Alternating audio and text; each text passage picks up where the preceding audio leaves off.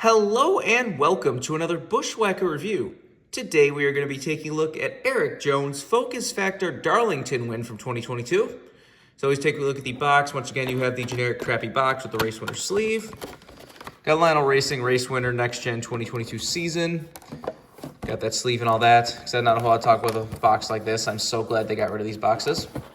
They made a total of 876 of these things. Seems like a lower number for a race win, especially one that's popular as like Richard Petty getting a win again. And here we have the car. Erik Jones' triumphant victory last year in the Southern 500. For whatever reason, Erik Jones is really good at Darlington. This was definitely an upset win, the first race of the playoffs, and you have Erik Jones for Richard Petty winning the Southern 500. Getting the 43 back in victory lane at Darlington is just fantastic. This, of course, does come with a few things. You, of course, have your winner sticker. And here is your race-winning stat card, if you want to see that. There's Erik Jones with that amazing Darlington trophy with all the old winners of it. There you see a Focus Factor can. Erik Jones, Cookout Southern 500 winner. There you got a photo of him doing the burnout in the background. Like I said, unlike the Classics raced versions, these ones do have stuff on the back of the card. See all that confetti? Like, as you can see with this car is just absolutely piled with confetti.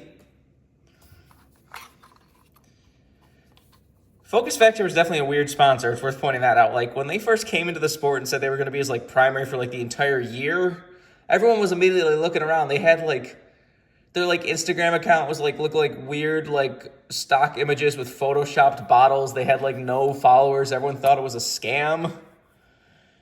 But then they did seem to pay the whole year. They lasted on the car the entire year, so I assume they were paying them the whole year. I don't know. But then boom, they win a race and they're gone. So I really don't know what happened there. Are they a scam? Are they not a scam? Who knows? But they did win the race, and they did, now they are a historic car for Richard Petty.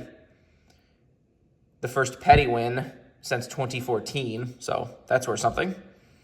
Looked like Petty was finally on the up and up again with the GMS partnership, and now back with Legacy this year, they've been terrible. They have been one of the worst teams in the entire garage, like full-time, like not low-budget teams, and they've just been like, haven't had sponsorship very much all year.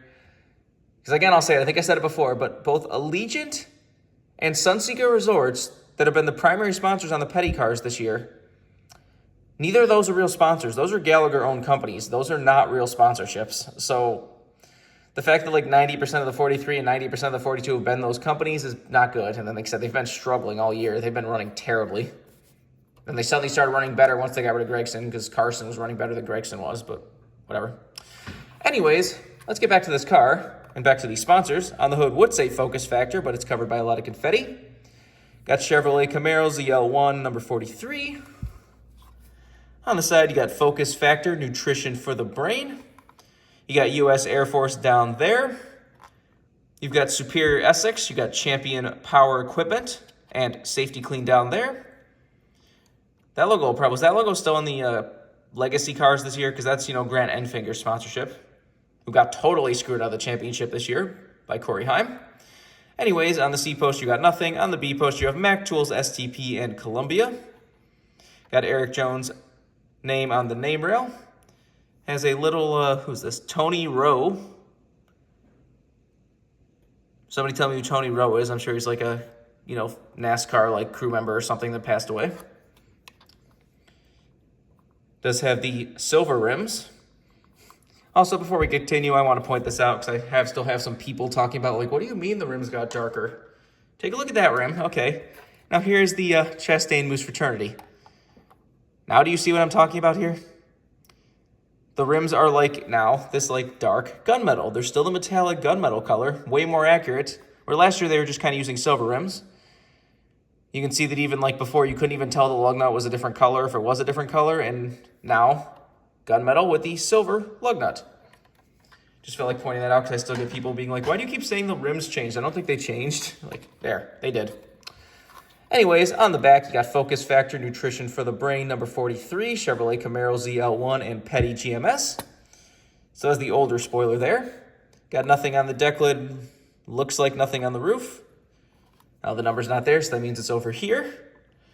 This is number 74, 174, something like that. It's hard to see in the window there. Anyways, you got the same stuff down the other side, but this side does have Claire Rutan as the name rail. I'm not sure who Claire Rutan is.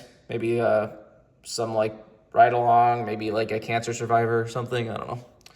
Somebody tell me if you know who Claire Rutan is, but it's always funny when they get to actually, you know, pop onto a diecast and get immortalized like that. But now let's get down to the damage and such. Like I said, the main part of this car is the fact that it is absolutely shit piled with confetti. There might be a slight difference between the body and the window on this car, but it's a little bit less noticeable than some of them are, but tons of confetti. Anyways, you see there's even confetti all the way down on the splitter. That looks really cool. But you see the front end is quite dirty. Got a ton of dirt and grime from the 500 miles of the Southern 500. You see he did get a little bit of a mark right there.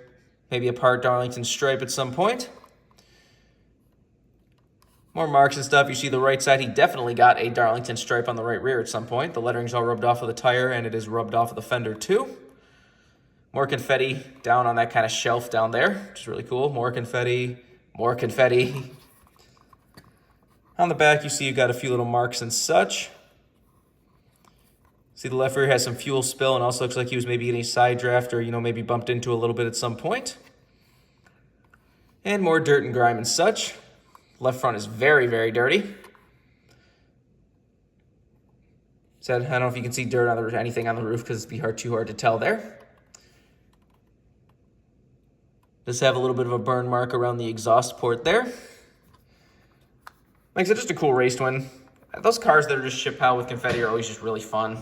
Like, there's something that always makes me want to buy these, especially as long as there's another way to get the car, because like, there is a clean version of this Focus Factor car, so if you really want this paint scheme and you hate confetti, like, you can still get that, but I like for, like, the race wins to stand out and look different, as long as you can still get them.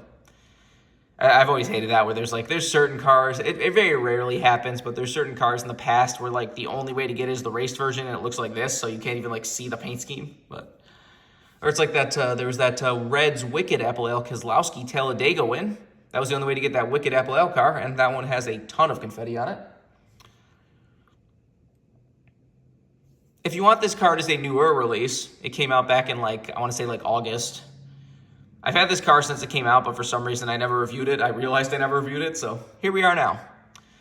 So I don't know if this car has maybe already gotten a little bit rare. I would not be surprised if this thing gets rare. Like, that Erik Amarola Air Force petty win is very rare now, so the fact that this is another petty win, and who knows when the next one's going to be. See if they, you know, are better next year with Toyota, but... Going to Toyota with the petty cars, I'm sure pissed off a lot of the hardcore old school fans. Everyone hates Toyota, especially the old school fans, so that's probably going to hurt them a little bit with the fan base and sales. Who knows? Be funny to see Jimmy Johnson in a Toyota.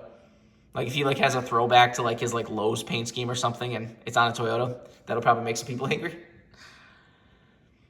Anyways, remember, for all of your diecast needs, you can go to circlebdiecast.com, and if you use the code BWhack, you can get $5 off shipping on any order over $30. So go check that out if you want anything.